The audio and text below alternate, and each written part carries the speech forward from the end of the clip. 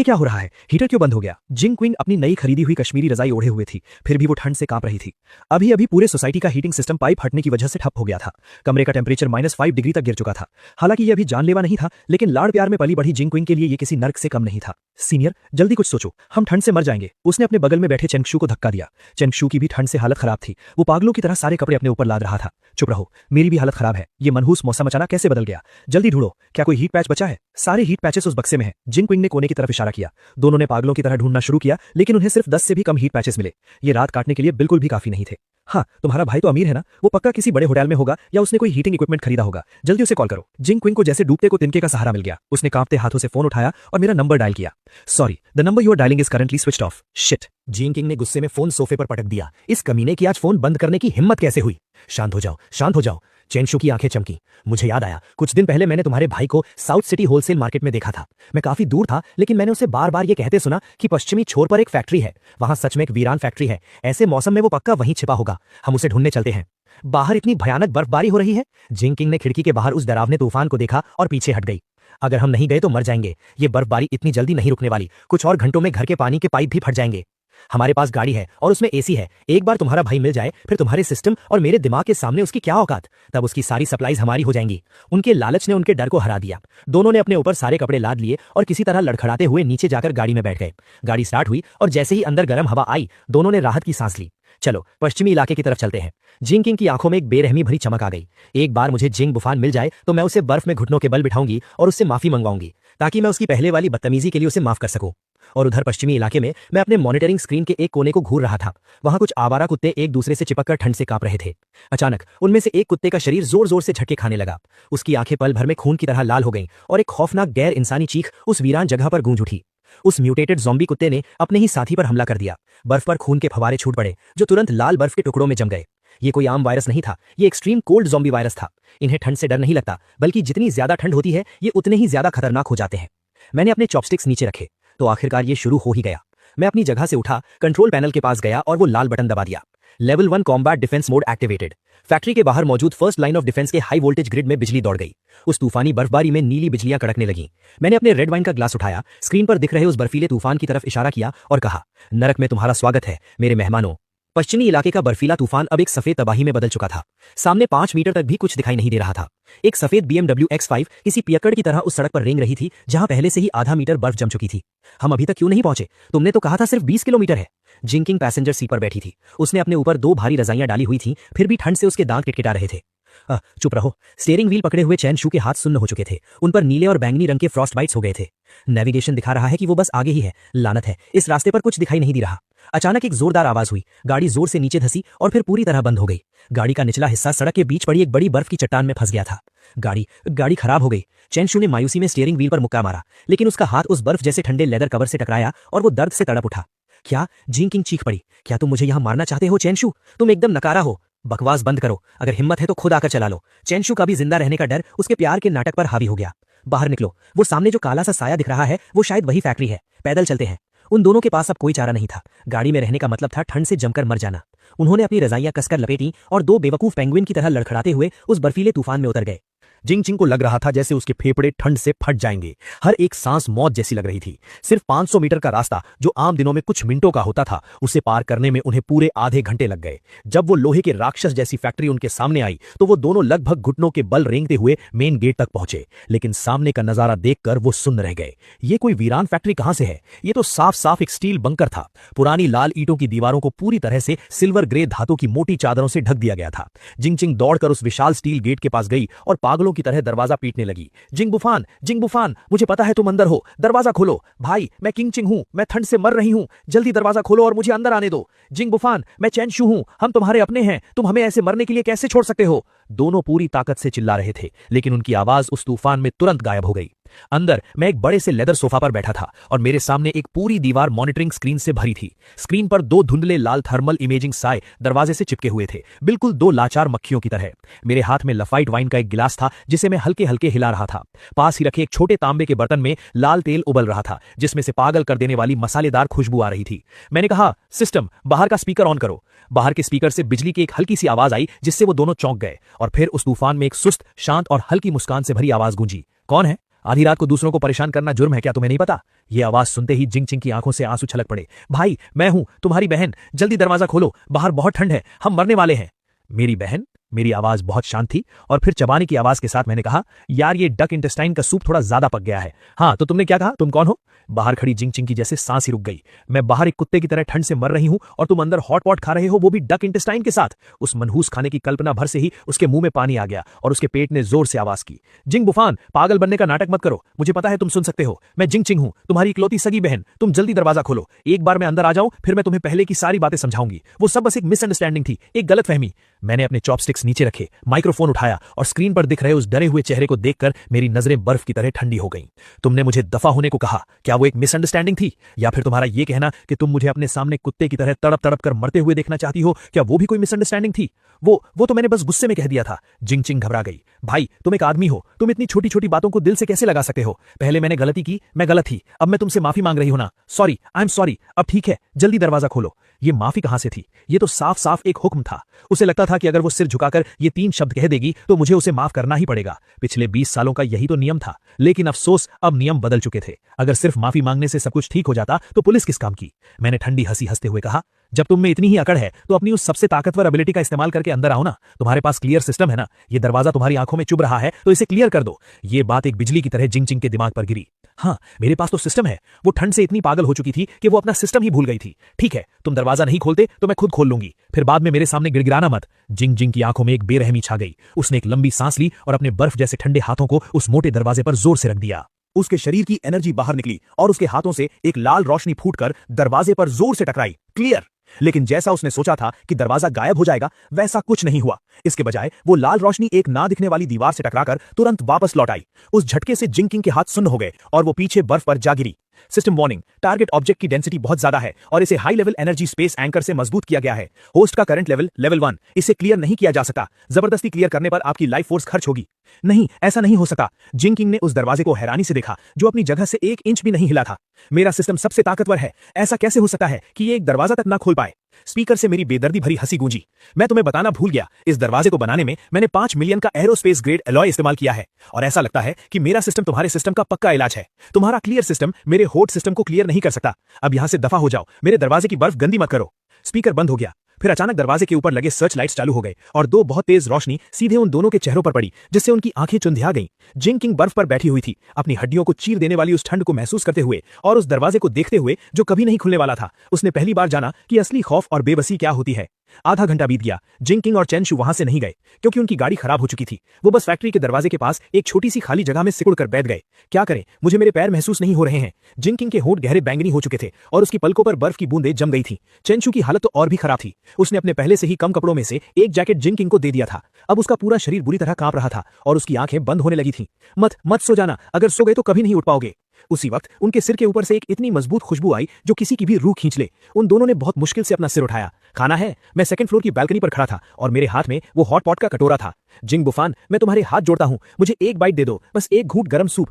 चेंशु आखिरकार टूट गया। वो बर्फ पर घुटनों के बल बैठ गया और पागलों की तरह ऊपर की तरफ अपना सिर पटकने लगा। मैंने तुम्हें पहले बास्केटबॉल खेलना भी सिखाया था। हमारे उस पुराने रिश्ते के खातिर मुझे बचा लो। पुराना रिश्ता? मैं हंसा और मैंने चॉपस्टिक से एक बढ़िया पका हुआ बीफ का टुकड़ा उठाया। जब तुम दोनों ने मुझे बाहर मरने के लिए छोड़ दिया था, तब क्या तुमने उस पुराने रिश्ते के बारे में सोचा था? मैंने अपना हाथ खोला और वो गरम गरम बीफ का टुकड़ा जिससे लाल तेल टपक रहा था उन दोनों के सामने नीचे आ गिरा। उस गंदी बर्फ के ढेर में चेंशु लगभग बिना सोचे समझे उसे छीनने के लिए झपटा, लेकिन जिंगचिंग उससे भी तेज थी। उसने वो गंदी बर्फ से सना हुआ मांस का टुकड़ा उठाया और सीधा अपने मुंह में ठूस लिया। उसने उसे चबाया तक नहीं, सीधा निगल लिया। उस पल भर की गर्मी ने उसके गले से एक सुकून भरी आवाज निकाल दी, टेस्टी है, बहुत टेस्टी है, बहुत टेस्टी है। जिंगचिंग ने रोते हुए अपना सिर हिलाया। जब पेट भर गया है तो अब यहां से दफा हो जाओ। मेरे सिक्योरिटी सिस्टम ने डिटेक्ट किया है कि कुछ छोटे बच्चे अभी की खुशबू से खिंचे चले आ रहे हैं।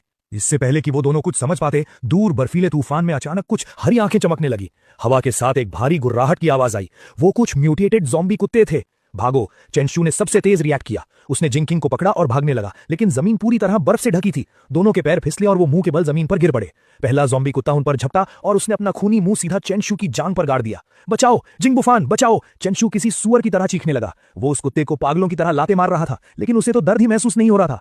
मौत सामने देखकर चेंशू की आंखों में एक दरिंदगी आ गई। उसने तुरंत अपने बगल में पड़ी जिंकिंग को पकड़ा और उसे पूरी ताकत से कुत्ते के मुंह की तरफ धकेल दिया और खुद उसी झटके से दूसरी तरफ लुढ़क गया। सीनियर, तुम ये क्या कर रहे हो? जिंकिंग दहशत में चीख पड़ी। वो देख रही थी कि वो बदबूदार बड़ा सा मुंह बस उसकी गर्दन काटने ही वाला है। मौत और जिंदगी के उस एक पल में जिंदा रहने की चाहत ने डर को हरा दिया। जिंकिंग ने अपनी तरफ आते हुए उस कुत्ते के सिर को घूर कर देखा। उसके दिमाग में वो लाल आइकन पागलों की तरह चमकने लगा और वो मन ही मन चिल्लाई, गायब हो जा, क्लियर। उस विशाल मैस्टिफ कुत्ते का सिर जिंकिंग की नाक से सिर्फ 1 सेंटीमीटर की दूरी पर आकर पूरी तरह मिट गया। बस उस कुत्ते का आधा बिना सिर वाला शरीर जिंकिंग के ऊपर जोर से गिरा, जिससे वो खून की उल्टी करते करते बची। Host killed, level 1 mutated creature, gained 10 experience points, stamina overdraft warning. जिंकिंग को लगा जैसे उसकी सारी ताकत निचोड़ ली गई हो। उसकी आंखों के सामने अंधेरा छा गया और वो लगभग बेहोश हो गई, लेकिन वो जिंदा बच गई। ये नाटक थोड़ा मजेदार था। मैंने अपने हाथ से बाइनोक्यूलर्स नीचे रखे। मेरी आंखों में एक मजाकिया चमक थी। जब तुम लोग जाना ही नहीं चाहते तो चलो मैं तुम्हें एक रास्ता दिखाता हूं। मेरी आवाज फिर से गूंजी, किसी शैतान के बहकावे की तरह। यहां से ईस्ट की तरफ 200 मीटर जाओ, वहां एक गार्ड हाउस है। वो पहले यहां के सिक्योरिटी गार्ड का कमरा हुआ करता था। हालांकि उसके शीशे टूटे हुए हैं, लेकिन फिर भी छुपने की जगह है। आज रात जिंदा बचने का वही तुम्हारा इकलौता मौका है। इतना कहकर खिड़की पूरी तरह से बंद हो गई। पीछे रह गए अंधेरे में कांपते हुए वो 2 लोग और उनके चारों तरफ बढ़ती हुई वो हरी आंखें। गार्ड हाउस की तरफ चलो। जिंकिंग ने अपने ऊपर से कुत्ते की लाश को हटाया और लड़खड़ाते हुए खड़ी हो गई। उसने चेंशू की तरफ एक बार भी नहीं देखा। उस धक्के को वो हमेशा याद रखने वाली थी। ज़ॉम्बी कुत्तों के झुंड से घिरने से बस 1 सेकंड पहले वो दोनों रेंगते गिरते पड़ते उस टूटे फूटे गार्ड हाउस की तरफ भागे। गार्ड हाउस बहुत छोटा था और चारों तरफ से हवा आ रही थी। दोनों ने किसी तरह टूटी फूटी लकड़ियों और पुराने अखबारों से खिड़कियों को बंद किया और धूल भरी जमीन पर गिरकर जोर जोर से सांसें लेने लगे। किंग, तुम ठीक तो हो? चेंशू ने आगे बढ़कर जिंकिंग का हाथ पकड़ना चाहा। उसके चेहरे पर एक झूठी मक्खन लगाने वाली मुस्कान थी। अभी मैं उस कुत्ते को धक्का दे रहा था, तुम्हें नहीं, गलत मत समझना। दूर हटो। जिंकिंग ने बेरहमी से उसका हाथ झटक दिया। अभी जो कुछ हुआ उसके बाद उस मासूम लड़की का नकाब हमेशा के लिए टूट चुका था और अब उसका मतलबी और खूंखार असली चेहरा सामने आ गया था। ये मत सोचना कि मुझे पता नहीं है कि तुम क्या सोच रहे हो चेंशू। पहले मैंने तुम्हें इसलिए पाल कर रखा था क्योंकि तुम हैंडसम और पढ़ाई में अच्छे थे, लेकिन अब तुम सिर्फ एक कूड़े हो। जिंकिंग दीवार के सहारे बैठ गई और अपनी ताकत वापस पाने के लिए आंखें बंद कर ली। अब से अगर तुमने मुझे छूने की भी कोशिश की तो मैं तुम्हारा सिर भी उस कुत्ते की तरह उड़ा दूंगी। चेंशू का शरीर सुन्न पड़ गया। उसकी आंखों में नफरत की चमक आई, लेकिन उसने तुरंत उसे छिपा लिया। उसे पता था कि अब जिंकिंग के पास वो खौफनाक क्लियर सिस्टम है। उसे मारना जिंकिंग के लिए चुटकी का काम था। वो सिर्फ बर्दाश्त कर सकता था। और उधर 200 मीटर दूर सेफ हाउस के बेसमेंट में मैं कांस्टेंट टेम्परेचर वाले मसाज बाथटब में लेटा हुआ था और मेरे हाथ में एक टैबलेट था। हालांकि पब्लिक इंटरनेट बंद हो चुका था, लेकिन मेरे लगाए हुए मिलिट्री ग्रेड सैटेलाइट रिसीवर में अभी भी पूरी दुनिया के सिग्नल्स आ रहे थे। स्क्रीन पर दुनिया भर की न्यूज स्क्रॉल हो रही थी। China, region emergency notice. सरकार ने highest level emergency plan activate कर दिया है। सभी ऑफिशियल शेल्टर खोल दिए गए हैं। सभी बचे हुए लोग अपने नजदीकी शेल्टर में जाएं। इस शहर के शेल्टर की लोकेशन है east city sports centre, shelter number 7। मैंने इस लोकेशन को देखा। पिछली जिंदगी में यह सच में शुरुआत का सबसे बड़ा ऑफिशियल बेस था, लेकिन बहुत ज्यादा लोगों के होने की वजह से सप्लाईज बहुत तेजी से खत्म हुई और खराब मैनेजमेंट की वजह से 1 महीने के अंदर ही वहां वो मशहूर फूड राइट हुआ था जिसमें हजारों लोग मारे गए थे। ऐसा लगता है कि इतिहास बदला नहीं है। मैंने न्यूज बंद की और सिस्टम इंटरफेस खोला। Current total hold volume 32,000 ton. System level 1, experience point 0%, level up requirement 10 level 1 zombie cores collect करें।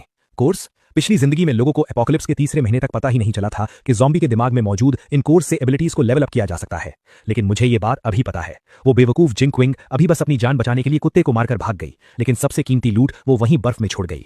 वो मेरे एक्सपीरियंस पॉइंट्स हैं, मैं उन्हें ऐसे ही बर्बाद नहीं होने दे सकता। मैंने एक हल्की नैनो थर्मल कॉम्बैट सूट पहनी, अपनी टैक्टिकल कुल्हाड़ी उठाई और मैंने बाहर टहलने जाने का फैसला किया, इस बर्फीले तूफान की पहली रात में अपनी पहली कमाई लूटने के लिए और साथ ही ये देखने के लिए कि वो 2 पहरेदार कुत्ते ठंड से मरे या नहीं। मैंने पूरी तरह से pack nano heating combat suit पहन रखी थी और मैं पश्चिमी इलाके के बंजर मैदान में चल रहा था। आगे 50 मीटर की दूरी पर वो ज़ॉम्बी कुत्तों का झुंड गार्ड हाउस के चक्कर काट रहा था। कुल 7 कुत्ते थे। मैंने अपनी सांसें कंट्रोल की और बर्फ के ढेर के पीछे से तेजी से बाहर निकला। पहला ज़ॉम्बी कुत्ता अभी भी गार्ड हाउस पर गुर्रा रहा था। उसे कुछ समझ ही नहीं आया और मेरी कुल्हाड़ी उस तक पहुंच गई। एक भारी आवाज के साथ मेरी टैक्टिकल कुल्हाड़ी ने उसके सख्त सिर को फाड़ दिया। Killed, level 1 zombie dog, experience +10।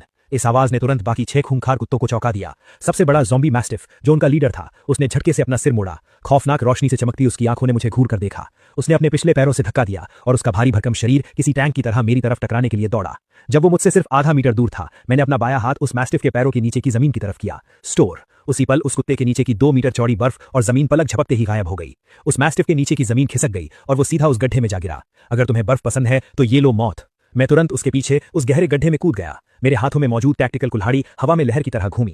कुल्हाड़ी का ब्लेड सीधे उस मैस्टिफ की कमजोर गर्दन पर जा लगा और एक खौफनाक कुत्ते का सिर काटकर जमीन पर गिर गया। Killed, level 1 zombie dog, experience +10। ये बाहर आ गया। मेरे दिल में एक खुशी दौड़ गई। मैंने नीचे बैठकर अपनी घिन को दबाते हुए उस मैस्टिफ के सिर के अंदर हाथ डाला। जल्द ही मैंने एक नाखून के आकार का क्रिस्टल बाहर निकाला जिसमें से एक हल्की लाल रोशनी चमक रही थी। यही है इस एपोकलिप्स की सबसे कीमती करेंसी। कोर्स ज़ॉम्बी की ताकत का सोर्स है और इंसानों के एवोल्यूशन की चाबी भी। गड्ढे के ऊपर बचे हुए 5 ज़ॉम्बी कुत्ते अभी भी जोर जोर से भौंक रहे थे, लेकिन वो गड्ढे के डर से नीचे नहीं आ रहे थे। मैंने अपना सिर उठाया और मेरे चेहरे पर एक बेरहम मुस्कान थी। घबराओ मत, एक एक करके आओ, तुम सब मेरे एक्सपीरियंस पॉइंट्स हो, मैंने दिमाग में सोचा और अपने स्पेस से एक मॉडिफाइड नेल गन बाहर निकाली। अगले 5 मिनट तक मैं गड्ढे के अंदर खड़ा होकर निशाना लगाता रहा, जैसे कोई टारगेट प्रैक्टिस हो। लड़ाई खत्म होने के बाद मैं गहरे गड्ढे से बाहर निकला। मैंने सारी लाशों को चेक किया। किस्मत अच्छी थी, उन 7 कुत्तों ने मिलकर मुझे 3 कोर्स दिए। सिस्टम एक्सपीरियंस बार अब 45% तक पहुंच चुका था। कोर्स को सिस्टम स्पेस में फेंक कर मैं गार्ड हाउस की तरफ बढ़ा। अंदर कोई नहीं था, बस बिखरे हुए पैरों के निशान थे और दीवार पर नाखूनों से खुरच कर लिखी एक लाइन थी, जिंग बुफान, तुम इंतजार करना। लगता है इनमें जिंदा रहने की काफी तड़प है। मैंने हिकारत भरी हंसी हंसी। मुझे कोई डर नहीं था कि ये 2 कीड़े कुछ बड़ा उखाड़ लेंगे। इस अपोकलिप्स में जिंदा रहना अक्सर मरने से ज्यादा दर्दनाक होता है, खासकर उन 2 लोगों के लिए जो खुद को बहुत ऊंचा समझते हैं, लेकिन जिनकी किस्मत कागज से भी पतली है। जब वो ऑफिशियल शेल्टर चले ही गए हैं तो अब वहां की उन आशीर्वाद वाली जिंदगी का मजा लें। असल नर्क तो वही जगह है। मैं मुड़ा और मेरा साया उस बर्फीले तूफान में गायब हो गया। इस बार बाहर निकलने से मुझे सिर्फ अपनी कॉम्बैट पावर का ही अंदाजा नहीं हुआ, बल्कि एक बात और पक्की हो गई।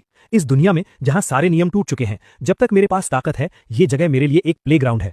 और मेरा अगला टारगेट शहर के बीचों बीच मौजूद फर्स्ट पीपल्स हॉस्पिटल था। वहां सिर्फ ज़ॉम्बी ही नहीं है, बल्कि वो एंटीवायरस सिरम भी है, जिसकी मुझे बहुत जरूरत है। सिरम ज़ॉम्बी वायरस का इलाज तो नहीं कर सकता, लेकिन शुरुआती दिनों में आम बुखार और इन्फेक्शंस को ठीक करने के लिए ये बहुत जरूरी है। उसी दौरान ईस्ट सिटी स्पोर्ट्स सेंटर को एक टेम्पररी शेल्टर में बदल दिया गया था। हजारों बचे हुए लोग दरवाजे पर भीड़ लगाए खड़े थे।